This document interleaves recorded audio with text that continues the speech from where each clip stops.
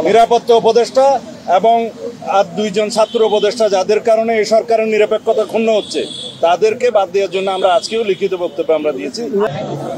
মাননীয় প্রধান উপদেষ্টা আমাদেরকে আমন্ত্রণ জানিয়েছিলেন তার সাথে সাক্ষাৎ করার জন্য। আমরা ইতিমধ্যে নামগুলো ঘোষণা করেছি, আমরা 4 জন এসেছিলাম। তবে আমাদেরকে আলোচনার বিষয়বস্তু আগে জানানো হয়নি। বর্তমান রাজনৈতিক প্রেক্ষাপটে আমরা যা আন্দাজ করতে পেরেছিলাম তার উপরে ভিত্তি করে আমরা একটা লিখিত বক্তব্য নিয়ে এসেছি এবং সেই লিখিত বক্তব্যটি আমরা মাননীয় প্রধান উপদেষ্টার সমীপে পেশ করেছি এবং সেই ভিত্তিতে আমরা আলোচনা করেছি। তার একটি সারাংশ আমি আপনাদের সামনে তুলে ধরতে চাই।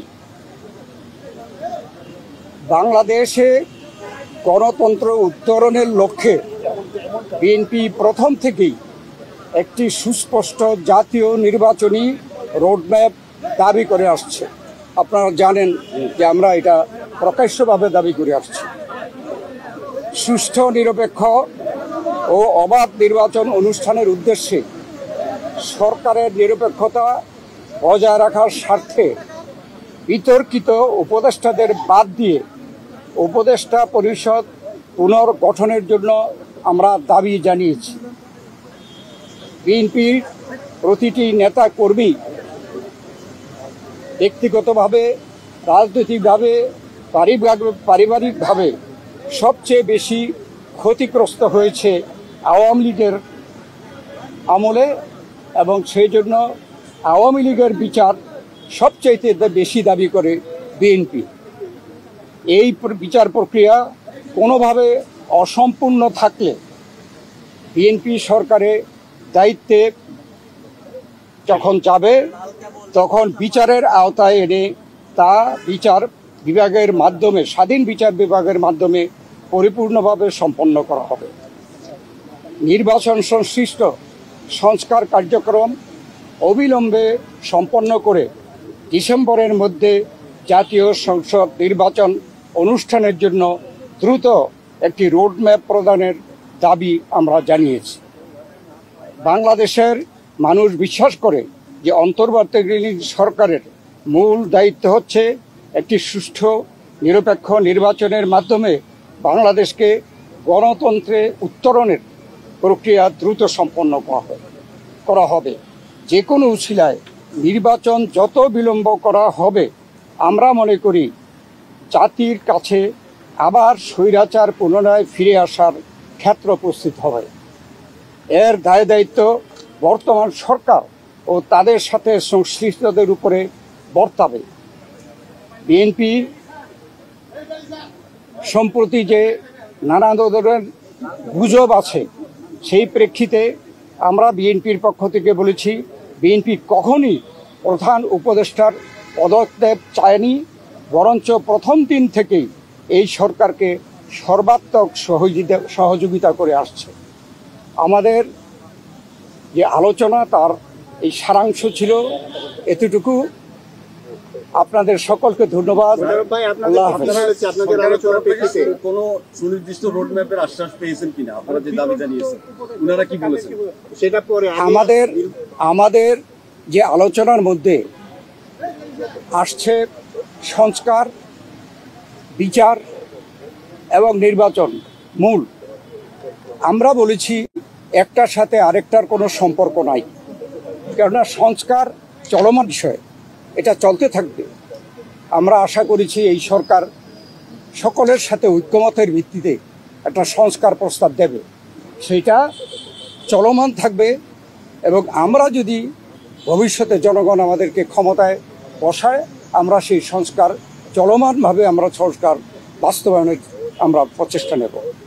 আর মামলাগুলোর ব্যাপারে বাংলাদেশ জাতীয়তাবাদী দলের আমাদের দেশনেত্রী বেগম খালেদা জিয়া, ভারপ্রাপ্ত চেয়ারম্যান তারেক রহমান থেকে শুরু করে আমরা এবং সেই তৃণমূল পর্যন্ত আমাদের নেতা কর্মীরা সবচেয়ে বিক্ষুব্ধ। আমরা এই স্বৈরাচারী ফ্যাসিস্ট সরকারের কর্তা ব্যক্তিদের এবং যারা দায়ী তাদের বিচার চাই।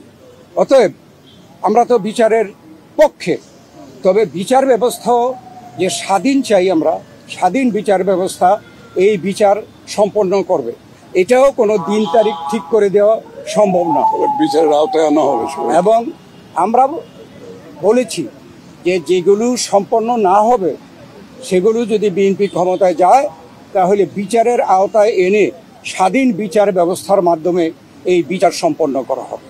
তার মানে কি আপনারা আজকেও কোনো আশ্বাস পান নাই সুনির্দিষ্ট এই রোডম্যাপে? না, এটা স্পেসিফিক কোন রকমের এরকম কথা হয় নাই, উনি স্পেসিফিক জানান নাই। আমরা আমাদের দাবিগুলো হয়তো করেছি। বা ওনারা ওনার প্রেসের মাধ্যমে জানাবেন, সেই জন্য আমরা অপেক্ষা করব। সন্তুষ্ট কিনা? আমরা এখনো প্রতিক্রিয়া জানানোর দরকার নেই, ওনারা প্রেস সেকশন কি বলে তারপরে আমরা প্রতিক্রিয়া দেবো। কতটুকু হয়েছে আপনারা ওনার প্রেসকে আগে কথা বলতে বলবো।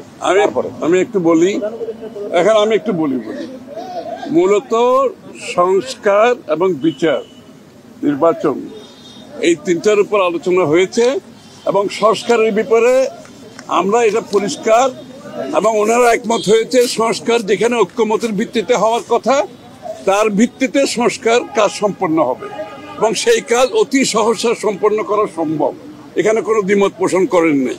বিচার ব্যবস্থা বিচার বিভাগ করবে এবং বিচারের আওতায় আনার ব্যাপারে যে আলোচনা হয়েছে এখানে ওনাদের কোনো দ্বিমত নাই। সুতরাং ডিসেম্বরের আগেও নির্বাচন করা সম্ভব, এই আলোচনা হয়েছে এখানে।